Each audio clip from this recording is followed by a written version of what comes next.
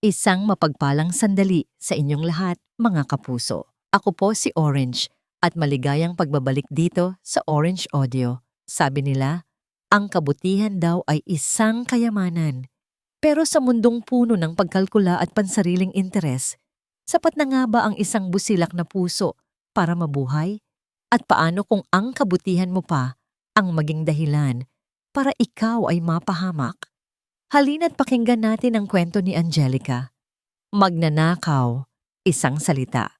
Malamig, matigas, bumasag sa katahimikan ng malawak na sala. Napahinto sa pagpupunas ng mesa si Angelica. Dahan-dahan siyang lumingon, ang basahan ay nanatiling nakakuyom sa kanyang kamay. Nakaupo sa kanyang wheelchair sa gitna ng silid si Don Arturo de la Merced. Ang mga mata nitong matatalim ay nakatutok sa kanya, na parang mga piraso ng bubog. Po? Halos pabulong na tanong ni Angelica. Baka naman nagkamali lang siya ng dinig. Baka ang hangin lang iyon. Huwag ka nang magkunwari. Umismid ang matanda. Ang boses nito'y walang bahid ng anumang emosyon na lalong nagpapakilabot sa pandinig. Ang pera, sa loob ng drawer ko. Nasaan na? Naramdaman ni Angelica na tila huminto ang pag-ikot ng mundo. Ang ingay ng mga sasakyan sa labas, ang huni ng mga ibon, lahat naglaho. Tanging ang tibok ng sarili niyang puso ang kanyang naririnig. Malakas, kumakabog sa kanyang dibdib na parang gustong kumawala. Pero, Don Arturo, hindi po ako. Sino pa ba? Putol nito sa kanya. Ikaw lang ang pinayagan kong maglinis sa aking opisina. Ikaw lang ang pinagkatiwalaan ko. Ang huling salita ay tumama sa kanya na parang isang sampal. Pinagkatiwalaan. Paano nangyari ito? Sa loob ng 6 na buwan niyang paninilbihan sa mansyon, wala siyang ibang ginawa kundi ang maging tapat. Nagpupunas siya ng alikabok sa mga sulok na hindi na napapansin ng iba. Dinidiligan niya ang mga halaman sa hardin na matagal nang nalimot. Ginagawa niya ang lahat ng iyon hindi lang dahil trabaho niya, kundi dahil iyon ang tama. Iyon ang laging turo sa kanya ng kanyang ina. Ang pagiging tapat daw ang tanging yaman ng mga mahihirap. Napatingin siya sa matanda. Sa ilalim ng mga kulubot at mapanuring mga mata, nakita niya ang isang taong matagal nang nawalan ng tiwala sa mundo. Pero kahit na masakit, sobrang sakit na sa kanya ipinupukol ang ganitong paratang. Wala po akong kinuha, sir, giit niya. Nanginginig na ang boses. Kahit 1 sentimo po, hinding-hindi ko magagawa yon. Talaga? Isang mapaklang tawa ang kumawala sa lalamunan ni Don Arturo. Itinuro nito ang pinto, gamit ang nanginginig na daliri. Ang pintong iyon, ang parehong pinto na pinasukan niya, ilang buwan na ang nakalipas na puno ng pag-asa para sa kinabukasan ng kanyang anak. Ngayon ay parang lagusan patungo sa isang bangin. Umalis ka sa pamamahay ko ngayon din. Ang mga salitang umalis ka ay umalingaw-ngaw sa isip ni Angelica habang nagmamadali niyang inilalagay ang iilang damit niya at ng kanyang anak sa isang lumang bag. Bawat damit na kanyang tinitiklop ay may kasamang luhang pumapatak. Hindi ito ang unang beses na sinubok ng tadhana ang kanyang katatagan. Nabiyuda siya ng maaga at mag-isang itinaguyod ang kanyang nag-iisang anak, si Ian. Ngunit ang paratang na ito, iba. Ninakawan siya nito hindi ng pera, kundi ng dignidad. Naalala niya ang unang araw nila sa mansyon. Nakatayo sila ni Ian sa labas ng malaking gate na bakal. Kapwa na mangha sa taas at laki ng bahay. Mahigpit ang hawak niya sa maliit na kamay ng kanyang anak. Inay, dito na po ba tayo titira? Tanong ni Ian. Ang mga matay bilog na bilog sa pagkamangha. Ngumiti si Angelica at lumuhod para magpantay sila. Dito muna tayo, anak. Magtatrabaho si inay para sa'yo, para makapag-aral ka ng mabuti. Hinaplos niya ang buhok nito. Basta lagi mong tatandaan, ha? Maging mabait at matapat ka palagi. Tumango si Ian. Ang kanyang maliit na mukha'y puno ng pangunawa. Iyon ang laging bilin ni Angelica sa kanya. Iyon ang tanging maipapamana niya. Pumasok sila sa isang mundo na ibang-iba sa kanilang kinagisnan. Malamig ang mansyon, malungkot. Bihira siyang makita ang may-ari, si Don Arturo. At kapag nakikita naman niya ito, laging nakakunot ang noo, nakaupo sa kanyang wheelchair at nakatingin sa malayo na para bang may hinihintay na hindi na darating. Isang hapon, nakita ni Angelica si Don Arturo na natutulog sa isang silya sa hardin. Ang sinag ng papalubog na araw ay tumatama sa maputi na nitong buhok. Malakas ang hangin noon at nakita niyang bahagyang nanginginig ang balikat ng matanda. Aalis na sana siya para kumuha ng kumot nang mapansin niya ang isang maliit na anino na dahan-dahang lumalapit sa natutulog na Don. Si Ian. Hawak nito ang kanyang nag-iisang jacket, isang manipis na jacket na bigay lang ng kanyang pinsan.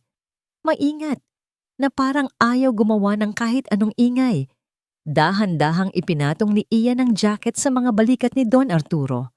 Pagkatapos ay mabilis itong tumakbo palayo, nagtatago sa likod ng isang halaman, at sumisilip para siguraduhing hindi na giniginaw ang matanda. Pinanood ni Angelica ang lahat mula sa bintana ng kusina. Ang puso niya'y nag-uumapaw sa pagmamahal at pagmamalaki. Ang kanyang anak. Ang kanyang mabuting anak. At ngayon, ang anak niyang yon ay mapapalayas kasama niya dahil sa isang kasalanang hindi nila ginawa. Napatigil siya sa pag-eempake. Isinara niya ang bag at hinawakan ito ng mahigpit. Pinunasan niya ang kanyang mga luha. Hindi siya papayag na ganito ang maging alaala ng kanyang anak sa lugar na ito. Hinila niya ang bag palabas ng kwarto. Haharapin niya si Don Arturo isang huling beses, hindi para magmakaawa, kundi para sabihing nagkakamali ito. Pagdating nila ni Ian sa may pintuan, handa ng lisanin ang mansyon, isang boses ang pumigil sa kanila. Hija, sandali. Pahingal na tumatakbo palapit si Aling Nelia, ang matandang kasambahay na naging mabuti sa kanila. May kung anong pag-aalala at pagmamadali sa mukha nito. Bakit po, Aling Nelia? Tanong ni Angelica, nagtataka. Habol ng matanda ang kanyang hininga. Hija, pinapatawag ka ulit ni Don Arturo. Bumalik si Angelica sa sala. Ang bawat hakbang ay tila may bigat na 1 tonelada. Mahigpit pa rin ang hawak niya sa kamay ni Ian na ngayon ay nagtatago sa likod niya. Nag-iwan ng bakas sa sahig ang gulong ng kanyang lumang bag. Nandoon pa rin si Don Arturo sa parehong pwesto. Hindi gumagalaw. Ang tanging nagbago ay ang ekspresyon sa mukha nito. Wala na ang nanlilisik na galit. Napalitan iyon ng isang bagay na hindi mabasa ni Angelica. Isang malamig na pagsusuri. Bakit niyo po ako pinatawag ulit? Tanong ni Angelica. Sinisikap na patatagin ang kanyang boses. Handa na po kaming umalis. Tinitigan siya ni Don Arturo mula ulo hanggang paa. Pagkatapos ay ibinaling ang tingin sa batang nagtatago sa likod ng kanyang ina. Ilang segundong katahimikan ang namayani. Sapat na para marinig ni Angelica ang sarili niyang paghinga. Walang perang nawawala. Biglang sabi ng matanda. Napatanga si Angelica. Po? I said, ulit nito. Mas malinaw ngayon. Walang nawawalang pera. It was a test. Isang pagsubok.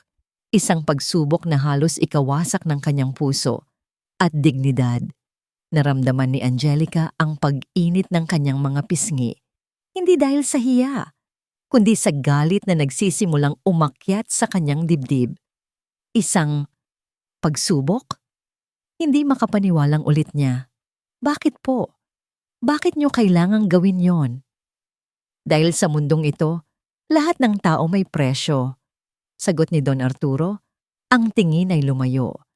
Tila may inaalalang isang mapait na karanasan. Gusto kong makita kung ano ang presyo mo. Hindi nakasagot si Angelica.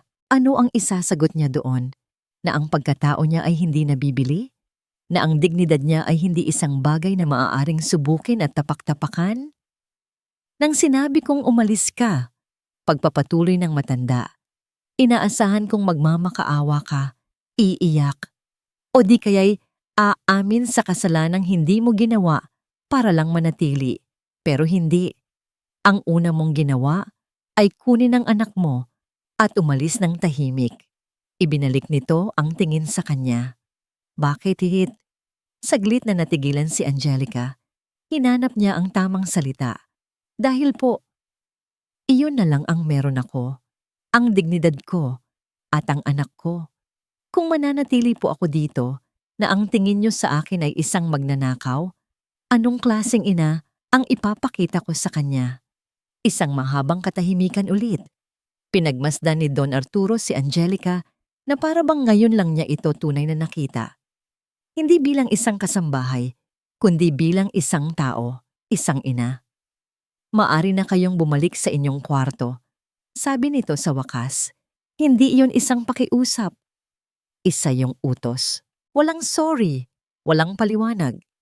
Pero tandaan mo ito, mula ngayon, bawat kilos mo sa pamamahay na ito, nagmamasid ako. Tumangulang si Angelica, hindi alam kung dapat ba siyang magpasalamat o mainis.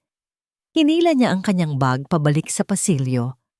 Habang naglalakad sila, naramdaman niya ang titig ni Don Arturo na nakasunod sa kanyang likuran. Pagpasok sa kanilang maliit na silid, napaupo siya sa gilid ng kama. Ang galit na naramdaman niya kanina ay napalitan ng pagod. Isang matinding pagod sa katawan at sa isip. Niyakap siya ni Ian. Okay na po ba tayo, inay? Huminga ng malalim si Angelica at hinalikan ng noo ng anak. Oo, anak. Okay na tayo. Pero sa loob-loob niya, alam niyang simula pa lang ito. Simula ng isang mas mahirap na pagsubok. Kinagabihan, habang naghahanda siya ng hapunan, ipinatawag siyang muli ni Don Arturo sa opisina nito. Ang silid ay puno ng mga libro, amoy ng lumang papel, at mamahaling kahoy. Inabutan siya ni Don Arturo ng isang maliit na notebook at isang sobrang may lamang pera. Ano po ito? Mula ngayon, ikaw na ang mamamahala sa budget ng kusina, sabi ng matanda, hindi nakatingin sa kanya. Itala mo ang lahat, bawat sentimo. Lumipas ang ilang linggo. Ang bawat araw ni Angelica ay nagsisimula at nagtatapos sa maliit na notebook na bigay ni Don Arturo.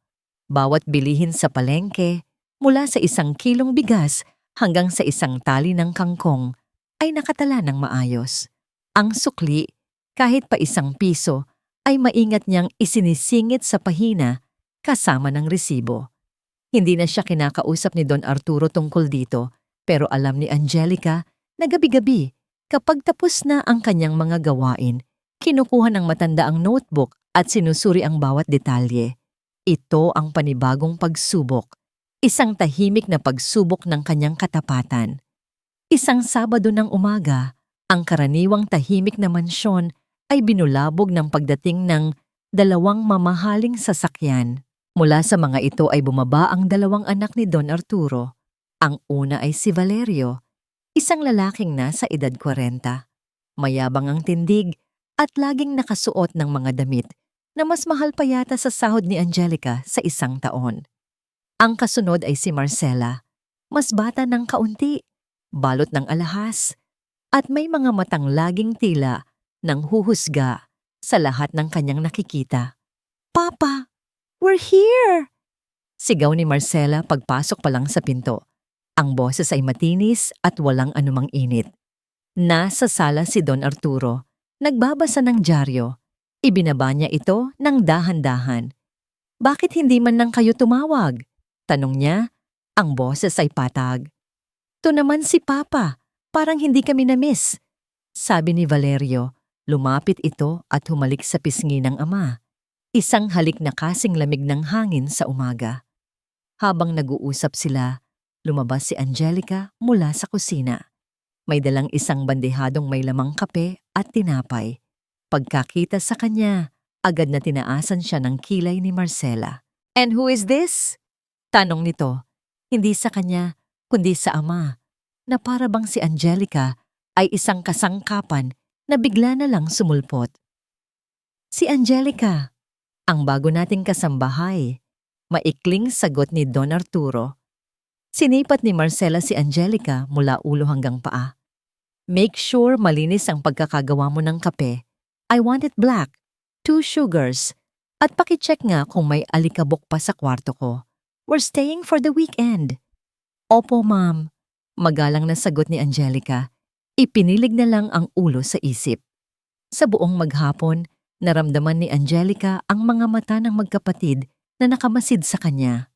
Bawat galaw niya, bawat kilos, ay kanilang sinusundan. Nag-utos si Valerio na labhan agad ang kanyang mga damit, kahit kakaunti lang ang dumi. Si Marcela naman ay paulit-ulit siyang tinatawag para lang sa mga walang kwentang bagay. Nang hapong yon, habang naghahanda si Angelica ng merienda, pumasok si Marcela sa kusina. Nakita nito ang notebook sa ibabaw ng maliit na mesa. Ano to? Tanong nito. Kinuha ang notebook at binuklat. Budget book po para sa kusina, ma'am. Sagot ni Angelica. Kumunot ang noo ni Marcela. Binigyan ka ni Papa ng budget? Wow, that's new. May sarkasmo sa kanyang boses. Magkano naman ang allowance mo?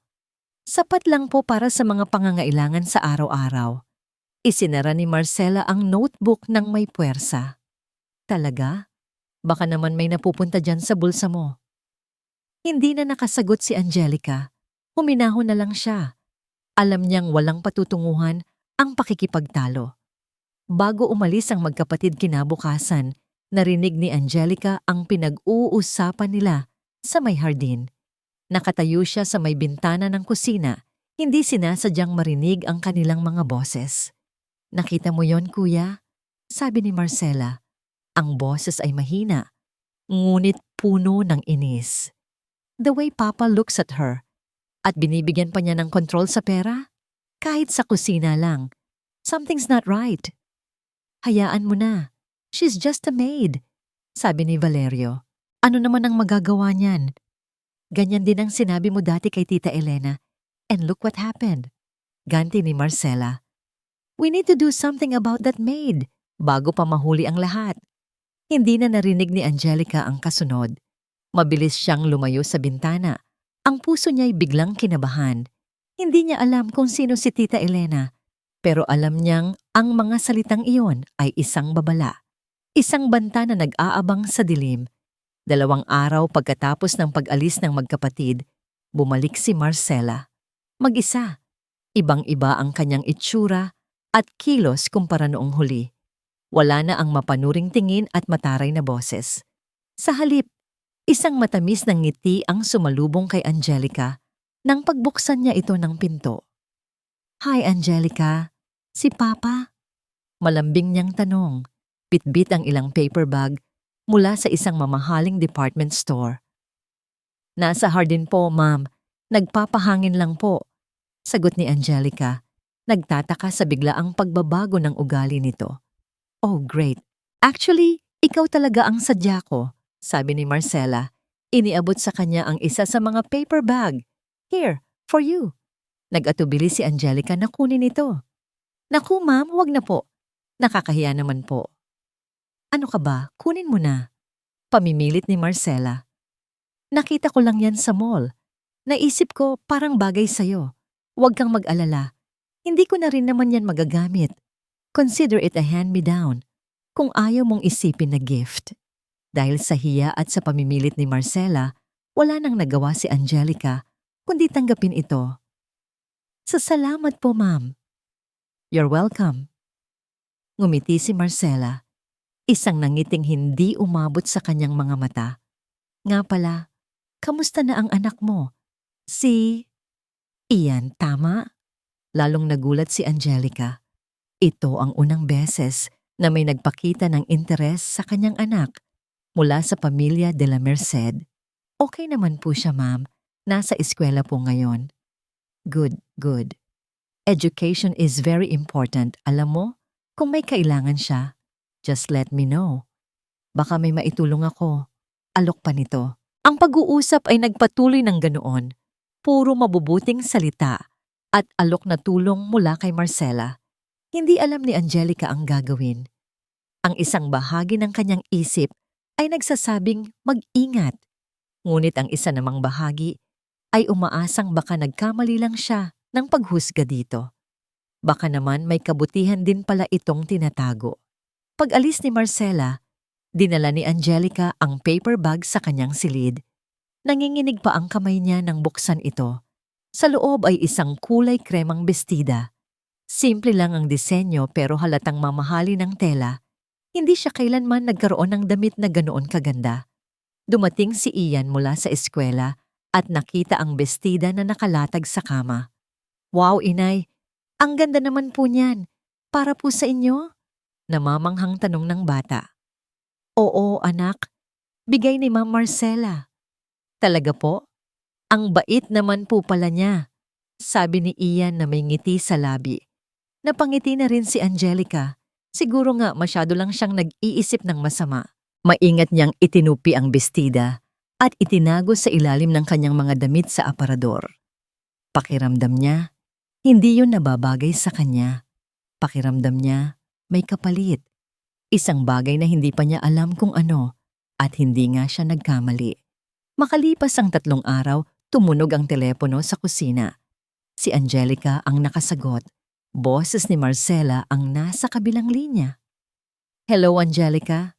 It's me," sabi nito. Ang boses ay malumanay, ngunit may pahiwatig ng pagmamadali. "Ma'am Marcela, napatawag po kayo?" "Oo, medyo busy lang sa office. Angelica, may maliit lang sana akong pabor. Isang bagay na kailangan ko na ngayon na. Pwede mo ba akong tulungan?" "Sige po, ma'am. Ano po yon?" Narinig ni Angelica ang pagkaluskos ng papel sa kabilang linya. "May ipapadala akong messenger dyan. May dala siyang isang maliit na resibo. Kailangan ko lang ng pirma mo. Acknowledgement lang na natanggap mo ang isang delivery para sa akin last week. Okay lang ba? Isang pirma mo lang ang kailangan ko. Isang pirma lang." Ang mga salitang iyon ay nag-iwan ng kakaibang kaba sa dibdib ni Angelica. Bakit kailangan ng pirma niya para sa isang delivery na para kay Marcela? At bakit parang apuradong-apurado ito? Sige po, ma'am. Hintayin ko na lang po ang messenger." Sagot niya, kahit na ang isang boses sa kanyang isip ay sumisigaw na tumanggi. Ngunit sariwa pa sa alaala niya ang bestida na nakatago sa kanyang aparador. Ang utang na loob. Dumating ang messenger, wala pang kalahating oras. Inabot nito sa kanya ang isang folder. Sa loob ay isang official-looking receipt mula sa isang kilalang jewelry store. Nakasulat doon ang isang item, diamond earrings, 18K white gold, at isang halaga na halos ikalula ni Angelica, 150,000 piso. Sa ibabang bahagi, may isang linya para sa pirma sa ilalim ng mga salitang, "Received by." Naramdaman ni Angelica ang panlalamig ng kanyang mga kamay. Ito ay hindi isang simpleng acknowledgement. Kung pipirmahan niya ito, para na rin niyang sinabing tinanggap niya ang isang alahas na nagkakahalaga ng ganoong kalaki. Isang alahas na hindi naman niya nakita. Isang transaksyon na alam niyang may mali. Naalala niya ang turo ni Don Arturo. Tingnan mong mabuti ang mga detalye, Angelica. The devil is in the details. "Pakipirmahan na lang po, miss," sabi ng messenger. Tila naiinip na. Huminga ng malalim si Angelica. Tumingin siya sa messenger. "Pakisabi po kay Ma'am Marcela. Tatawag na lang po ako sa kanya. Pero miss, kailangan ko na pong maibalik ito." "Pasensya na, kuya. Hindi ko pwedeng pirmahan ang isang bagay na hindi ko naman natanggap." Marin ngunit magalang niyang sabi. Isinara niya ang folder at isinauli ito. Nagkamot ng ulo ang messenger, halatang naguguluhan, ngunit umalis na rin. Pagkaalis nito, nanginginig na kinuha ni Angelica ang telepono at diniyal ang numero ni Marcela. "Hello?" Sagot nito, ang boses ay matamis pa rin. "Ma'am Marcela, si Angelica po ito. Tumawag po ako tungkol sa pinapapirmahan ninyo. Oh yes, napirmahan mo na ba? Pabalik na ba ang messenger? Ma'am, pasensya na po. Panimula ni Angelica. Kinakalma ang sarili. Hindi ko po pwedeng pirmahan. Wala naman po akong natanggap na alahas. Natahimik ang kabilang linya. Pagkatapos ng ilang segundo, ang boses na narinig niya ay hindi na matamis. Malamig ito. Mapanganib. What did you say? Sabi ko po, hindi ko po pipirmahan. Isang tawa. Isang mapaklang tawa ang kanyang narinig. Ang tapang mo naman. Matapos kitang regaluhan, matapos kitang alukin ng tulong, ganito ang igaganti mo sa akin. Isang pirma lang, tinanggihan mo pa ako? Baka nakakalimutan mo kung sino ka lang sa pamamahay na yan. Hindi po ako nakakalimot, ma'am, sagot ni Angelica. Ang takot sa kanyang dibdib ay napapalitan na ng determinasyon. Tumingin siya sa isang maliit na litrato ni Ian na nakadikit sa ref. Kaya nga po hindi ko gagawin ang isang bagay na alam kong mali. Kinuha niya ang bestidang bigay ni Marcela mula sa kanyang aparador. At itong bestida po, pasensya na po, pero isa sa uli ko po. Salamat po, pero hindi ko po ito matatanggap. How dare you? Sigaw ni Marcela sa telepono. Fine, gawin mo ang gusto mo. Pero tandaan mo to, Angelica. You just made a very powerful enemy. Magsisisi ka. Sisiguraduhin kong mapapalayas ka sa pamamahay na to. Ang tunog ng pagbaba ng telepono ay kasing lakas ng isang putok ng baril sa tainga ni Angelica. Napasandal siya sa pader. Ang dibdib ay malakas na kumakabog. Nanginginig ang buo niyang katawan, hindi na lang sa takot, kundi sa katotohanang kakatapos lang niyang magdeklara ng giyera. Isang giyerang hindi niya alam kung paano ipapanalo. Ang banta ni Marcela ay hindi na natiling banta lamang. Sa mga sumunod na araw, naramdaman ni Angelica ang bigat ng galit nito. Ang mga simpleng utos ay naging komplikado. Ang mga dating kasambahay na palakaibigan sa kanya ay nagsimulang umiwas, bumubulong-bulong kapag dumadaan siya. Alam niyang may mga kasinungalingang ikinakalat si Marcela tungkol sa kanya. Ngunit tiniis niya ang lahat. Nagtrabaho siya ng tahimik, ang atensyon ay nakatuon sa kanyang mga gawain at sa maliit na notebook ng budget. Ngunit ang katahimikan ay isang ilusyon lamang, isang paghahanda para sa mas malakas na bagyo. Isang hapon, pagkatapos maglinis, tinawag siya ni Don Arturo sa opisina nito. Pagpasok niya, nakita niya hindi lang ang matanda, kundi pati na rin si Valerio. Nakatayo ito sa tabi ng kanyang ama. Ang mga braso ay nakahalukip-kip at may isang nanggisi sa kanyang labi.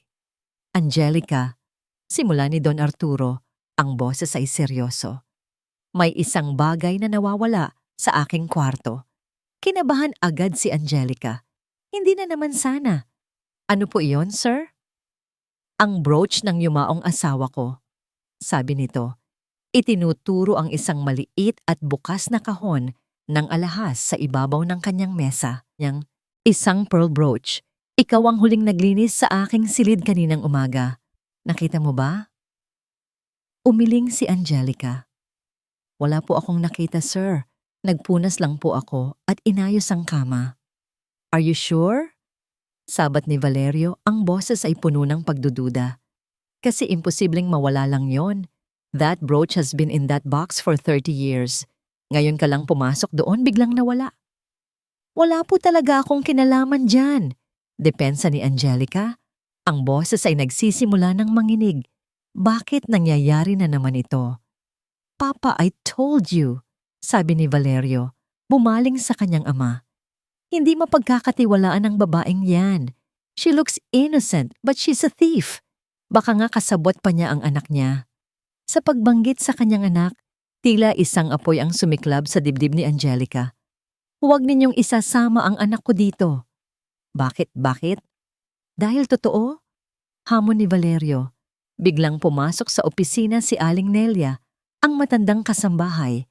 Ang mukha niya ay balisa. May hawak siyang isang pamilyar na bagay. Isang maliit, kulay asul na backpack. Ang bag ni Ian. Don Arturo, Sir Valerio. Sabi ni Aling Nelia, ang boses ay halos hindi marinig. Nakita ko po ito, sa may hagdanan. Naiwan po yata ni Ian. Medyo mabigat po kaya tiningnan ko kung ano ang laman.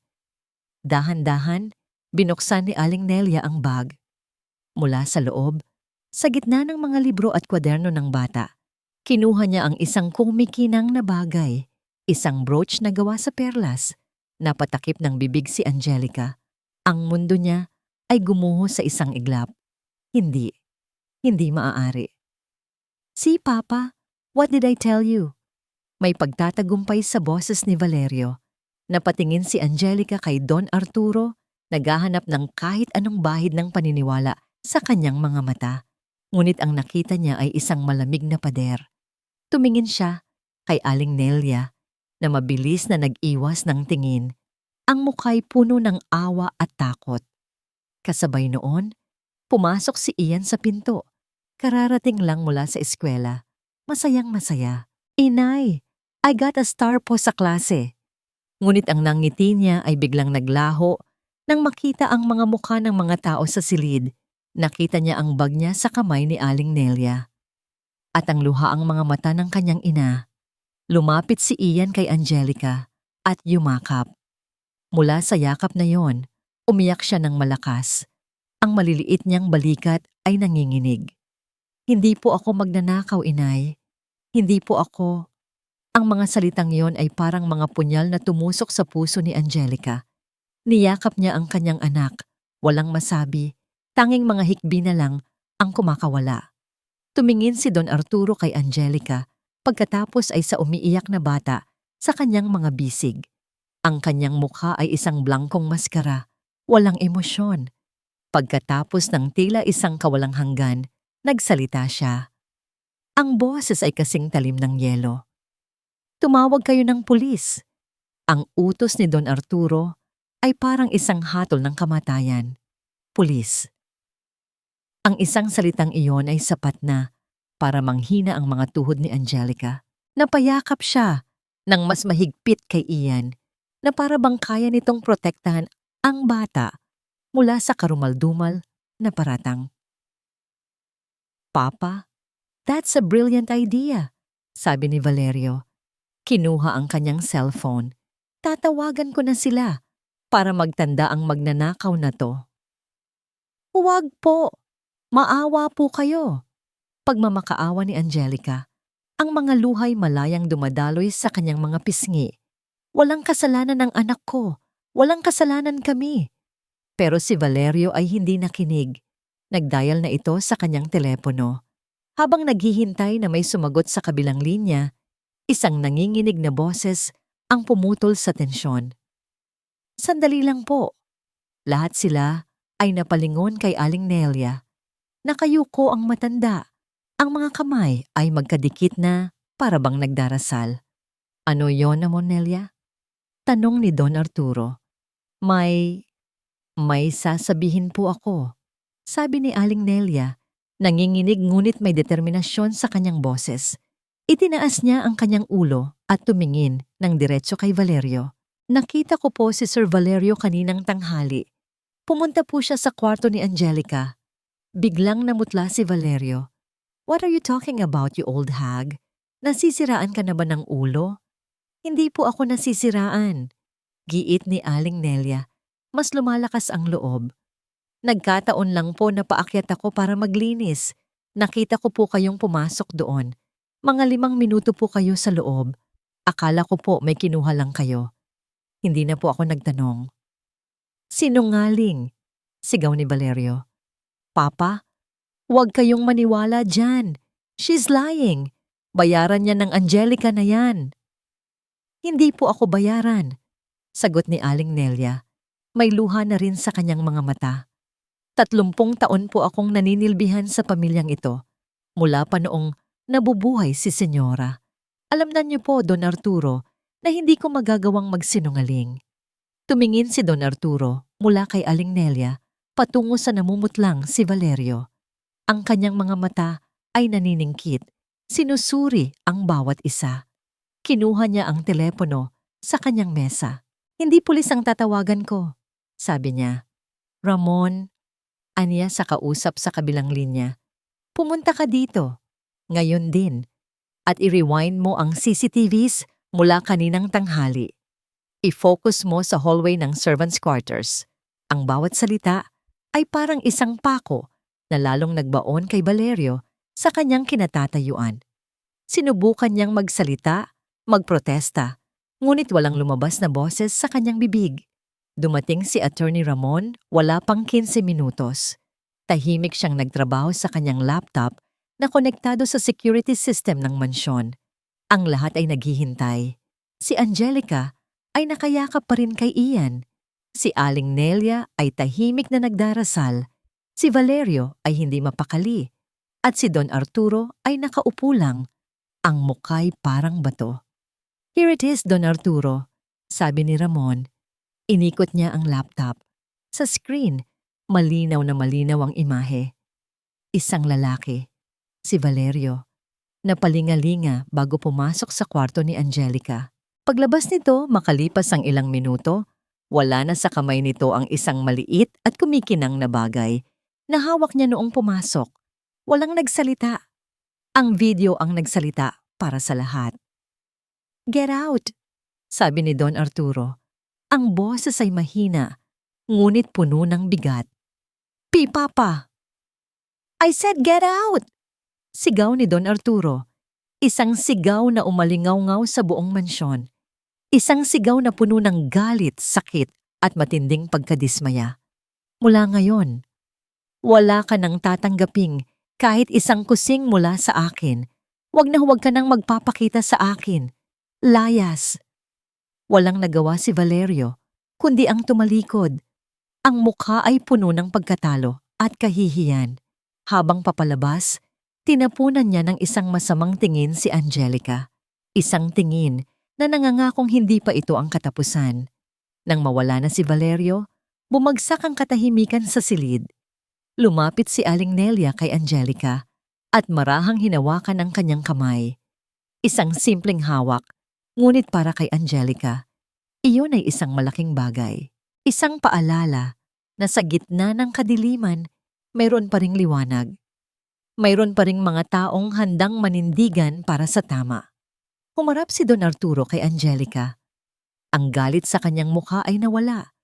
Napalitan ng isang emosyon na hindi pa nakikita ni Angelica dati. Pagsisisi. Angelica, sabi niya, ang boses ay pagod. Kailangan kitang turuan. Hindi lang kung paano mag-ingat ng pera. Kailangan kitang turuan kung paano protektahan ang sarili mo. At ang aking pamana. Ang mga salitang binitawan ni Don Arturo ay naging simulaan ng isang malaking pagbabago sa buhay ni Angelica sa loob ng mansyon. Hindi na lamang siya isang kasambahay. Sa umaga, ginagampanan pa rin niya ang kanyang mga tungkulin, ngunit pagsapit ng hapon, ang opisina ni Don Arturo ay nagiging kanilang silid-aralan. Nawala na ang maliit na notebook. Napalitan iyon ng makakapal na ledger at mga folder ng financial reports. Sa una, nahirapan si Angelica. Ang mga numero at terminolohiya ay parang isang lengguwaheng hindi niya maintindihan. Assets, liabilities, profit margin, return on investment. Ngunit si Don Arturo ay isang mahusay, bagamat istriktong guro. Tingnan mo ang pattern, Angelica. Sabi nito isang hapon, habang sinusuri nila ang mga gastos ng isa sa mga negosyo nito. Ang pagnanakaw ay hindi laging malakihan. Madalas, nagtatago ito sa maliliit at paulit-ulit na gastos na hindi mo mapapansin kung hindi ka mapagmatyag. Itinuro nito sa kanya kung paano basahin ang mga tao, hindi sa pamamagitan ng kanilang sinasabi, kundi sa pamamagitan ng kanilang ginagawa. Trust is earned, Angelica. Never given freely. Lagi nitong paalala. Habang lumalalim ang kaalaman ni Angelica, lumalalim din ang respeto niya sa matanda. Nakikita niya ngayon ang henyo sa likod ng masungit na anyo nito. At sa mga bihirang pagkakataon, Nakikita rin niya ang lungkot sa mga mata nito, ang lungkot ng isang amang nabigo sa kanyang sariling mga anak. Samantala, sa isang mamahaling restaurant sa syudad, ang magkapatid na Valerio at Marcela ay nagpupulong. Ang apoy ng galit at kahihiyan ay hindi pa namamatay sa kanilang mga dibdib. "I can't believe Papa did that to me," galit na sabi ni Valerio. Nilagok ang kanyang mamahaling alak. "Pinalayas niya ako na parang aso, and he cut off all my accounts." "Sinabi ko na sa'yo, kuya, hindi natin dapat minaliit ang babaeng yon," sagot ni Marcela. Mas kalmado, ngunit mas mapanganib ang tono. At ngayon, lalo pa siyang naging paborito ni Papa. "I heard from one of the maids, tinuturuan na siya ni Papa about the business." "So what's our plan?" tanong ni Valerio. "We can't just sit here and do nothing. Baka isang araw magising na lang tayo. Yang Angelica na, yan ang tagapagmana ng lahat." Ngumisi si Marcela. "Don't worry, kuya. I have a plan. A bigger, better plan." May tinawagan siya sa kanyang telepono. Pagkatapos ng ilang sandali, isang lalaking nakasuot ng formal na damit ang lumapit sa kanilang mesa. Ang mukha nito ay tuso at ang mga mata ay mapanuri. "Mr. Gomez," bati ni Marcela. "Thank you for coming." "Anything for the De la Merced family," sagot ng lalaki. Siya si Mr. Gomez, ang may-ari ng isang maliit, ngunit tila kagalang-galang na auditing firm. "We have a proposition for you," sabi ni Marcela. Inilapag ang isang makapal na sobre sa mesa. "We need to prove that our father is no longer capable of handling his assets, that he is being manipulated by one of his employees. You want to file for guardianship," sabi ni Mr. Gomez. Ang mga matay kumikinang sa pagkakita sa sobre. "Exactly," kumpirma ni Marcela. "And for that, we need proof, solid proof. We need an audit that will show anomalies, an audit that will point to one person, Angelica." Samantala, sa mansyon, gabi na at nagtatrabaho pa rin sina Angelica at Don Arturo. Tahimik sila, parehong nakatuon sa mga papel sa kanilang harapan. Tumayo si Don Arturo gamit ang kanyang saklay at nagtimpla ng kape. Inilapag niya ang isang tasa sa tabi ni Angelica nang walang imik. Isang simpleng gesto, ngunit para kay Angelica, ito'y isang malaking bagay, isang pagkilala, isang tanda ng namumuong tiwala. Sa gitna ng kanilang katahimikan, biglang tumunog ang telepono ni Don Arturo. Isang private number. Sinagot niya ito. "Ramon," sabi niya. Pagkatapos ng ilang sandali, nawala ang kalmadong ekspresyon sa kanyang mukha. Napalitan ito ng pag-aalala. "Are you sure?" Nakinig siya ng mabuti sa kabilang linya. Ang kanyang mga daliri ay humigpit sa pagkakahawak sa telepono. "I understand. Thank you for the information." Ibinaba niya ang telepono. Tumingin siya kay Angelica. Ang kanyang mga mata ay seryoso at puno ng babala. "Don Arturo, may problema po ba?" Huminga siya ng malalim. "Ramon just received a tip from a source inside your brother's circle." "Anong balita po?" "Mukhang may balak silang gawin. Isang bagay na malaki. Don Arturo, may natanggap akong impormasyon. Isang surprise audit ang balak nilang gawin sa'yo."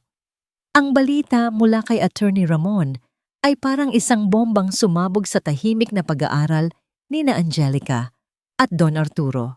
Isang surprise audit, isang legal na paraan para pasukin ang kanilang mundo, halungkatin ang bawat dokumento, at kung magtatagumpay ang mga ito, sirain ang lahat ng kanilang sinimulan.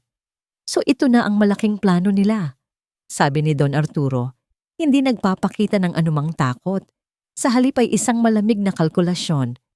"They will use my company's resources to create evidence against me. Against you." "Anong gagawin natin, Don Arturo?" tanong ni Angelica. Ang kaba ay nararamdaman na niya sa kanyang lalamunan. "We will let them in. Simpleng sagot ng matanda na ikinagulat ni Angelica. Hahayaan natin silang pumasok sa lungga ng leon, but this time, the lion will be waiting. At gaya ng inaasahan isang umaga, wala pang isang linggo ang nakalipas, isang itim na van ang huminto sa tapat ng mansyon. Mula rito ay bumaba ang 4 na lalaking nakasuot ng business suit. Bitbit ang kanilang mga briefcase.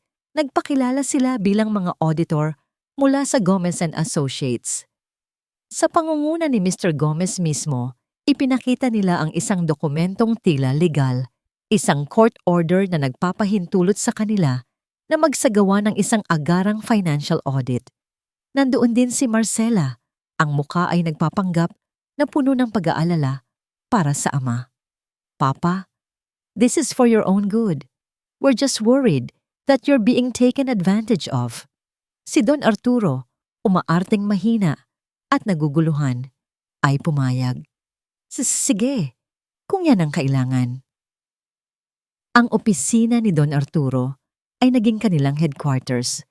Ang katahimikan nito ay napalitan ng kaluskos ng mga papel at tunog ng mga calculator. Ang kanilang mga mata ay matatalim, ang kanilang mga tanong ay tila mga patibong, at ang sentro ng kanilang investigasyon ay si Angelica. Ma'am Angelica, tanong ni Mr. Gomez, hawak ang isang folder. According to this, you are now in charge of the household budget, pati na rin ang ilang petty cash funds for minor repairs. Tama po ba? Oo po, sagot ni Angelica. Nakaupo sa isang silyang tila na sa isang interrogation room. Maari po ba naming makita ang lahat ng inyong mga tala at resibo mula nang kayo ay magsimula? Ibinigay ni Angelica ang lahat ng kanyang mga notebook. Malinis ang kanyang konsensya. Alam niyang bawat sentimo ay kanyang naitala. Ngunit ang mga auditor ay tila may hinahanap na iba. Kinuha nila ang mga dokumento mula sa mga nakaraang taon bago pa man dumating si Angelica at inihambing ito. Pagkatapos ng ilang oras ng pagsusuri, muling nagsalita si Mr. Gomez. Ang kanyang tono ay nagbago. Mas seryoso, mas mapagbintang. Inilatag niya sa mesa ang 2 magkaibang dokumento. Isang resibo mula sa isang hardware store na pirmado ni Angelica at isang lumang purchase order mula sa parehong tindahan. Ma'am, pamilyar po ba kayo sa supplier na ito? Opo. Sa kanila po kami kumukuha ng mga supplies para sa pag-aayos ng hardin. Ayon sa aming records, sabi ni Mr. Gomez, itininigil na ng kumpanya ang kontrata sa supplier na yan 6 na buwan na ang nakalipas dahil sa overpricing. Pero itong resibo mo, dated last month, at ang presyo ay doble sa dating presyo nila. How do you explain that? Natigilan si Angelica. Tiningnan niya ang resibo. Oo, pirma niya iyon. Pero, hindi po ako ang nakipag-usap sa kanila. Ang utos lang po sa akin ay bayaran ang delivery. Pero pirma niyo po ito. Ibig sabihin, inaako niyo ang transaksyon. Giit ni Mr. Gomez. Isa-isang naglabas ng mga ebidensya ang grupo. Isang bayarin sa catering service na mas mataas kaysa sa nakaraang event. Isang bayad sa isang pest control service na hindi naman nakaschedule.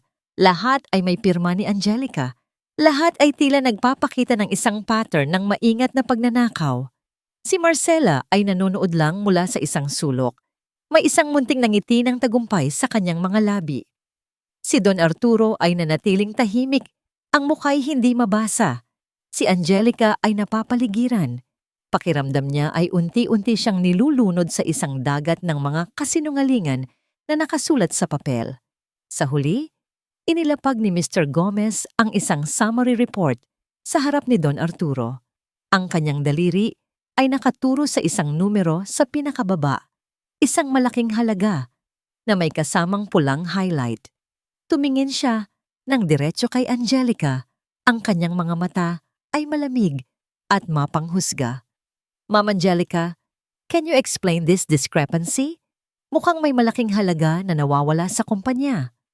Ang tanong ni Mr. Gomez ay parang isang malakas na sampal na gumising kay Angelica mula sa kanyang pagkatulala.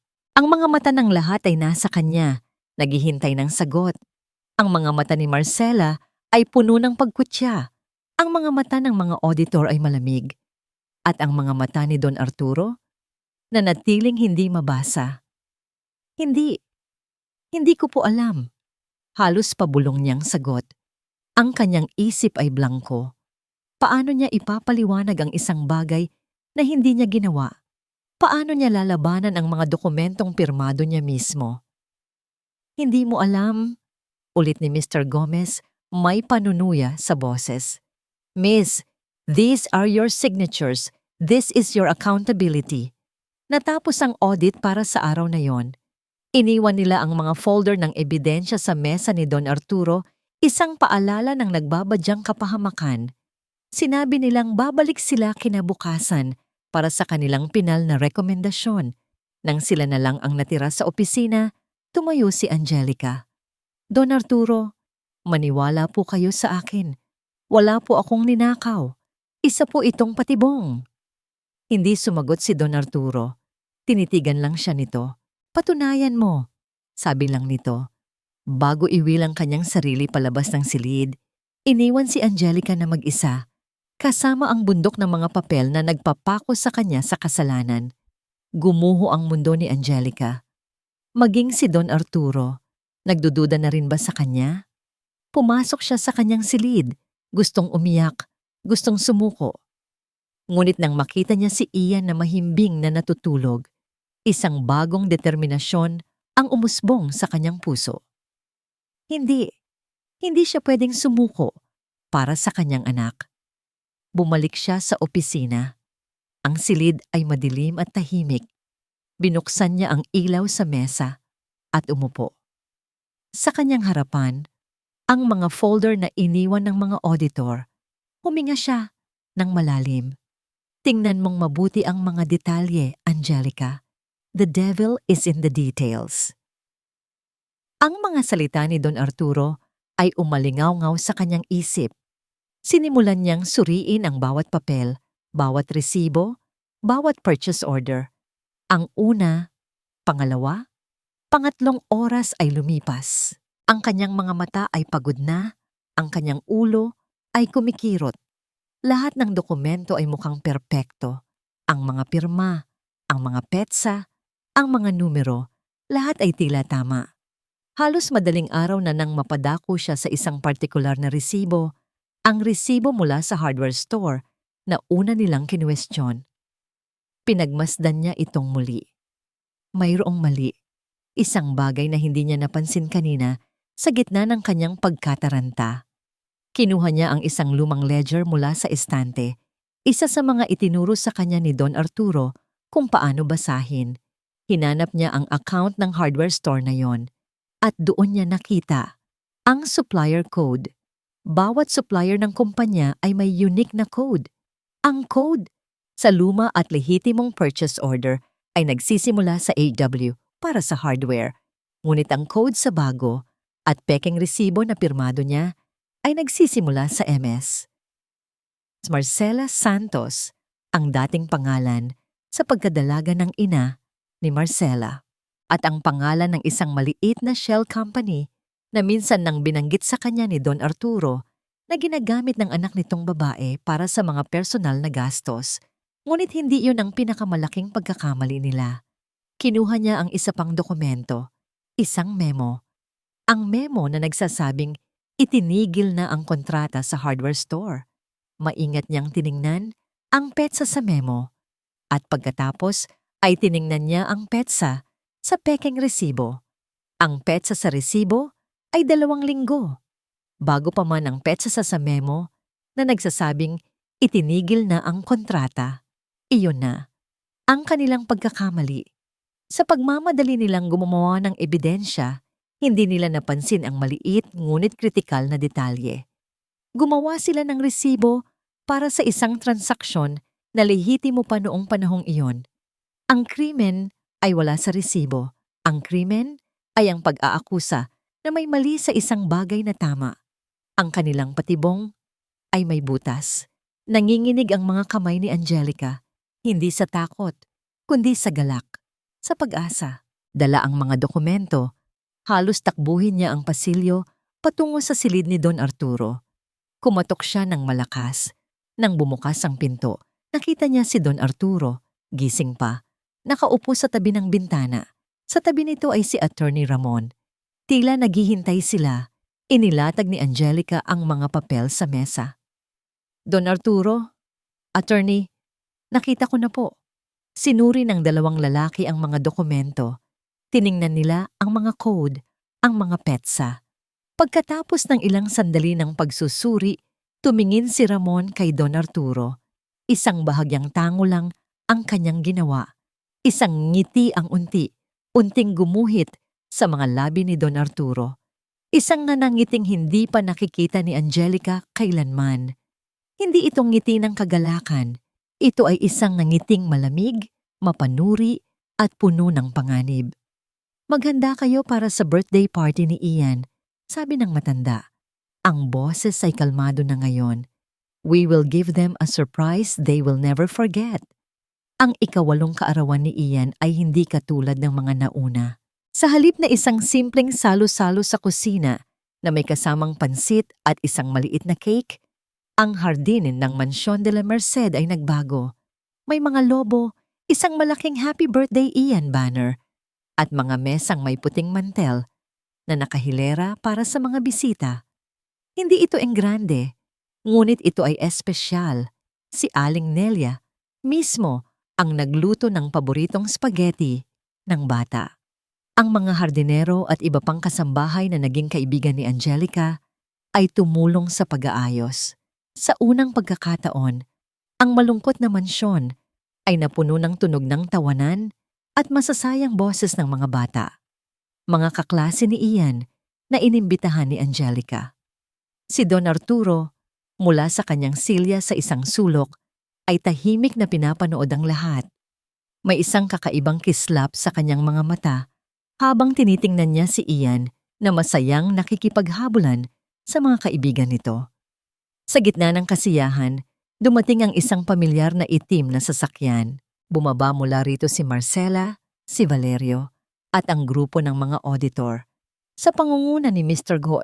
Gomez, ang kanilang mga kasuotan ay pormal na pormal. Isang malaking kaibahan sa masayang tema ng party. Papa, what is all this? Tanong ni Marcela. Hindi maitago ang inis sa boses habang tinitingnan ng paligid. Isang birthday party? Sa gitna ng isang seryosong investigasyon? Bakit hindi? Sagot ni Don Arturo, kalmado. 8 taon lang ang apo ko ng isang beses. Hali kayo, makikain kayo. Ang salitang apo ay tumama kay Marcela at Valerio. Hindi sila umimik, ngunit kitang-kita sa kanilang mga muka ang pagkasuklam. Naupo sila sa isang mesang malayo sa lahat na para bang isang grupo ng mga buwitreng naghihintay. Ang kanilang presensya ay nagdala ng isang biglaang lamig sa masayang kapaligiran. Naramdaman ito ni Angelica at agad siyang kinabahan. Tumingin siya kay Don Arturo na nagbigay lang sa kanya ng isang bahagyang tango, isang senyales na magpatuloy lang sa plano. Nagpatuloy ang party. Nagkaroon ng mga palaro, pabitin at kantahan. Sa isang sandali, lumapit si Ian kay Don Arturo. Lolo Art, sabi ng bata. Isang tawag na kusa na lang lumabas sa bibig nito. Napatingin ang matanda sa kanya. Thank you po sa party, sabi ni Ian. At pagkatapos ay ginawa nito ang isang bagay na hindi inaasahan. Niyakap nito ang matanda. Isang mahigpit na yakap ng isang bata.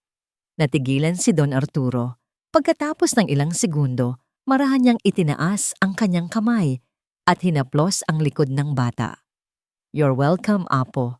Pabulong niyang sabi, ang boses ay bahagyang garalgal. Pagkatapos ng hihipan ng kandila sa cake, tumayo si Marcela. Lumapit siya sa maliit na sound system na nakaset up at kinuha ang mikropono. Agad na natahimik ang lahat. Excuse me everyone. Panimula niya. Ang kanyang boses ay puno ng pekeng awa at pag-aalala. Pasensya na kung sisirain ko ang masayang okasyon na ito, pero meron kaming isang mahalagang anunsyo. Tumingin siya sa kanyang ama. Mga kaibigan, pamilya, nag-aalala po kami sa kalagayan ng aming ama. Sa kanyang edad, madali na siyang malinlang at mapagsamantalahan. Pagkatapos ay dahan-dahan niyang ibinaling ang kanyang tingin kay Angelica na nakatayo sa tabi ni Ian. Ang kanyang mga mata ay nanlilisik sa tagumpay. Kaya ngayong gabi, sa tulong ng mga profesional na ito, sabi niya, ikinumpas ang kamay patungo sa grupo ni Mr. Gomez. Ipapakita namin sa inyo ang katotohanan. Mayroon po kaming isang malungkot na anunsyo tungkol sa kalagayan ng aming ama at sa taong nanlokos sa kanya. Lahat ng mga mata, ng mga bisita, ng mga kasambahay, ng mga bata ay napako kay Angelica. Pakiramdam niya ay hubad na hubad siya sa ilalim ng kanilang mga mapanuring tingin. Hinawakan niya ng mahigpit ang kamay ni Ian, ang tanging lakas niya sa sandaling iyon. Ito na, ang simula ng katapusan. Nakatayo si Marcela sa gitna. Hawak ang mikropono na parang isang setro, naliligo sa atensyon ng lahat. Sa likod niya, inihahanda na ni Mr. Gomez ang isang projector na nakatutok sa isang malaking puting screen na ipinasadya para sa party. Ang babaeng ito, pagpapatuloy ni Marcela, itinuturo si Angelica na nagpanggap na isang maamong tupa ay isa palang ahas sa loob ng aming tahanan. Nagnakaw siya sa aming ama. At meron kaming pruweba. Ibinigay niya ang hudyat. Binuhay ni Mr. Gomez ang projector. Ngunit ang lumabas sa screen ay hindi ang mga financial report na kanilang inaasahan. Ang lumabas ay isang video. Isang grainy ngunit malinaw na video mula sa CCTV. Ang eksena, ang hallway sa labas ng kwarto ni Angelica. Sa video, isang pamilyar na lalaki, si Valerio, ang makikitang palingalinga bago pumasok sa silid. Paglabas nito makalipas ang ilang minuto, ang kanyang kamay ay wala ng laman. Isang kolektibong hininga ng pagkabigla ang narinig mula sa mga manonood. Napatanga si Valerio, ang kulay sa kanyang mukha ay biglang nawala. Anong kalokohan to? Nauutal na sabi ni Marcela, sinubukang agawin ang atensyon. Hindi yan ang... Pero huli na ang lahat. Ang video ay napalitan ng isa pang file, isang audio recording, Valerio's voice. Are you sure this will work? Baka mahalata ni Papa. Marcela's voice, trust me, kuya. Ang kailangan lang natin ay itanim ang ebidensya. The old man is sentimental. That brooch will push him over the edge. Ang boses ni Marcela na nagmumula sa mga speaker ay ang parehong boses na humahawak sa mikropono. Ang pagkukunwari sa kanyang mukha ay gumuho, napalitan ng purong gulat at takot. Sinubukan niyang patayin ang sound system, ngunit bago pa siya makakilos, isa ng matangkad na lalaki ang umakyat sa entablado. Si Attorney Ramon. Magandang gabi po sa inyong lahat, sabi niya. Kinuha ang mikropono mula sa tulalang si Marcela. Ako po si Attorney Ramon Castillo, ang abogado ni Don Arturo de la Merced. Ang inyo pong napanood at narinig ay mga lehitimong ebidensya na isusumite namin sa korte. Isa-isa niyang ipinaliwanag ang lahat. Ang pagtanim ng ebidensya sa bag ni Ian, ang pakikipagsabwatan sa isang pekeng auditing firm para gumawa ng mga palsipikadong dokumento. Habang nagsasalita siya, 2 sasakyan ng pulis ang tahimik na pumasok sa gate at huminto sa di kalayuan. This is entrapment. Illegal! Sigaw ni Valerio, sinusubukang bawiin ang kanyang pag-composure. Hindi po. Kalmadong sagot ni Attorney Ramon. This is justice. Lumapit ang mga pulis. Mr. Valerio de la Merced, Miss Marcela de la Merced, Mr. Gomez, you are all under arrest for conspiracy, falsification of documents and attempted fraud. Nagsimula ang kaguluhan. Sinubukang manlaban ni Valerio. Si Marcela ay humagulgol, nagmamakaawa sa kanyang ama na nanonood lang mula sa kanyang silya, ang mukha ay walang emosyon. Si Mr. Gomez ay agad na sumuko. Alam na wala na siyang takas. Sa gitna ng lahat ng ingay, isang bagay ang ginawa ni Angelica. Lumuhod siya sa harap ni Ian na takot sa kanyang nakikita at marahang tinakpan ng mga mata nito. "Huwag kang tumingin, anak," pabulong niyang sabi. Tapos na ang lahat." Habang isinasakay sa kotse ng pulis ang magkapatid, napadaan sila sa harap ng kanilang ama. "Papa, please, tulungan mo kami." Pagmamakaawa ni Marcela. Sa unang pagkakataon, nagsalita si Don Arturo. Tumingin siya sa kanyang dalawang anak. Hindi na may galit, kundi may isang malalim na awa at lungkot. "Pinalaki ko kayo sa yaman," sabi niya. Ang boses ay mahina, ngunit dinig ng lahat.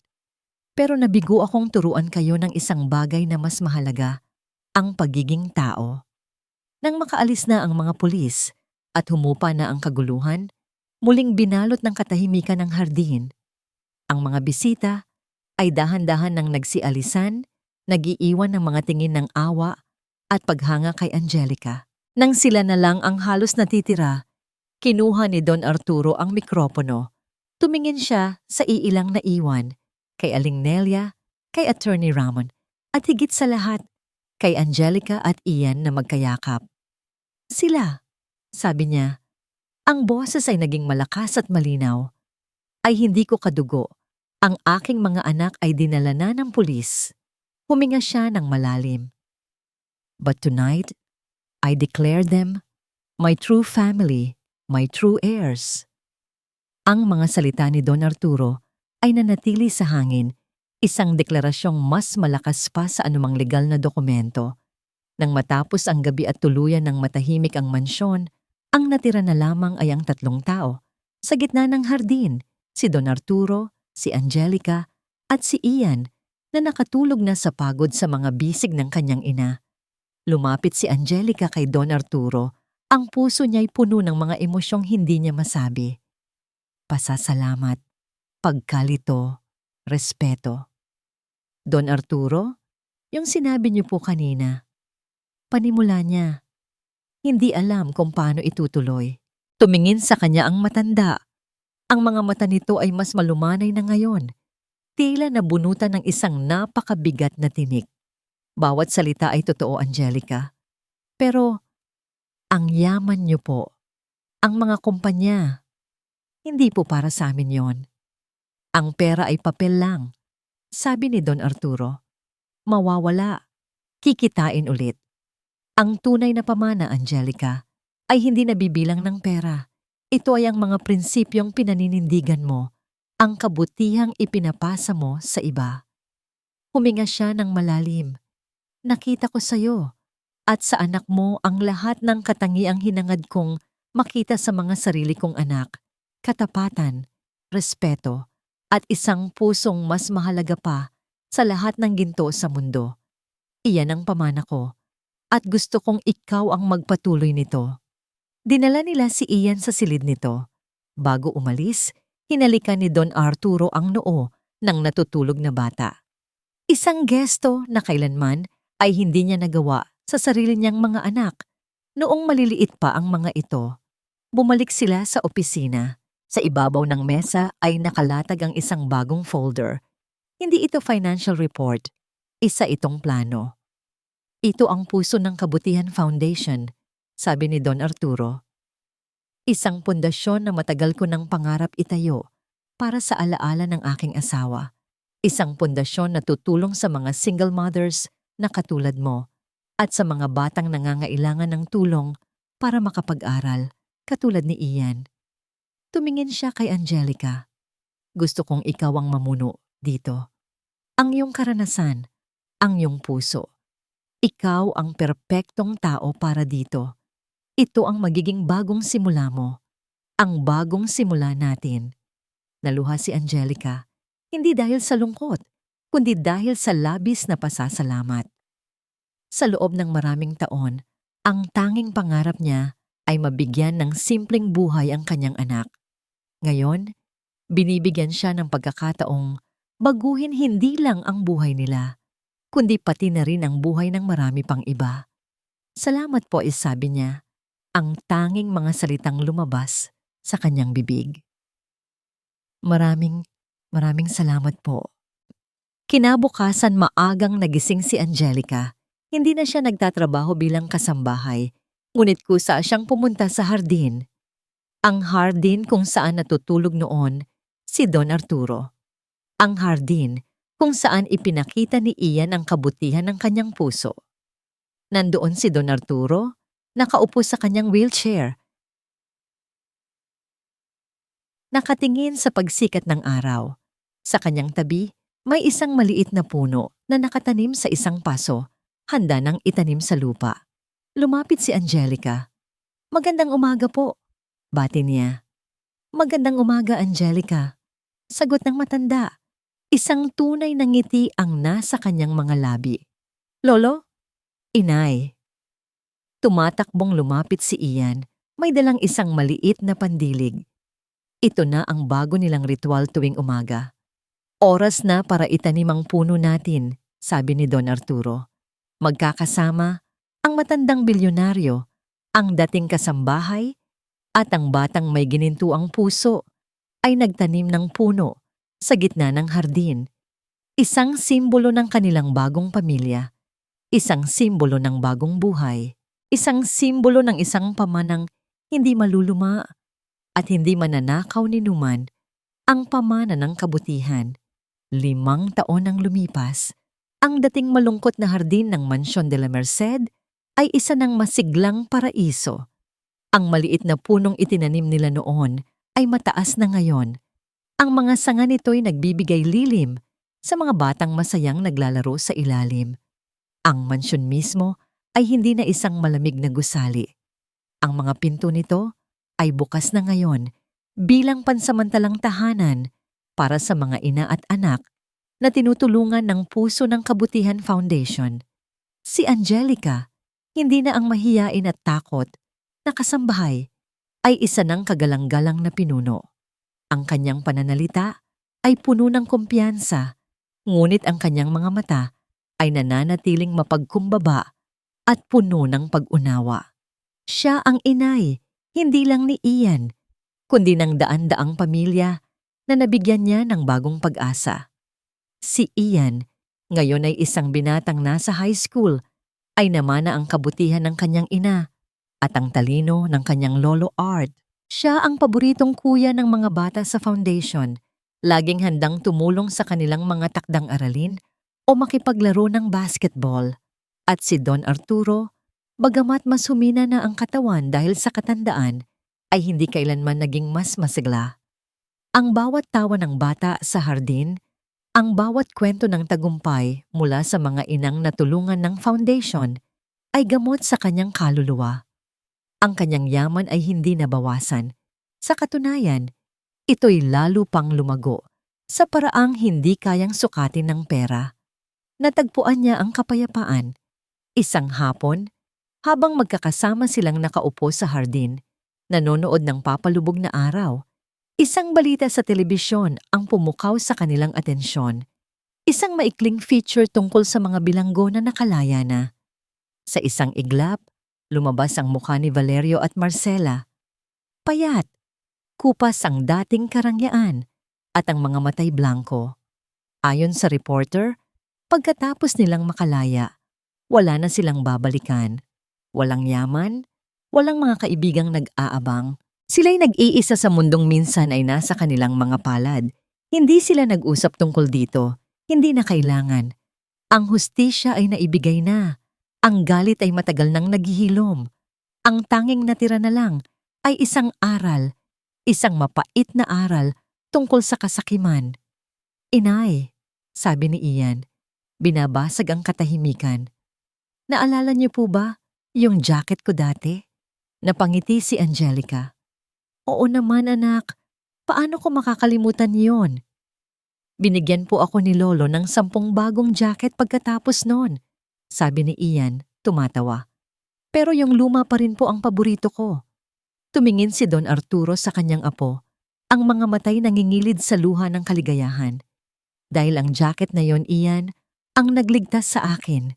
Itinuro nito sa isang matandang pagod na ang tunay na yaman sa mundong ito ay hindi ang iniipon mo para sa sarili, kundi ang ibinibigay mo sa iba. Hinawakan niya ang kamay ni Angelica sa isang panig at ang kamay ni Ian sa kabila. Magkahawak kamay, pinanood nila ang araw na tuluyang lumubog, nagbibigay daan sa isang gabing puno ng mga bituin. Ang kanilang mga puso ay payapa. Sila'y kumpleto. Sa isang mundong madalas ay nananaig ang kasakiman, ang kanilang pamilya ay isang buhay na patunay na ang isang maliit na butil ng kabutihan, kapag itinanim sa tamang lupa, ay maaaring mamunga ng isang hardin ng walang hanggang pag-asa.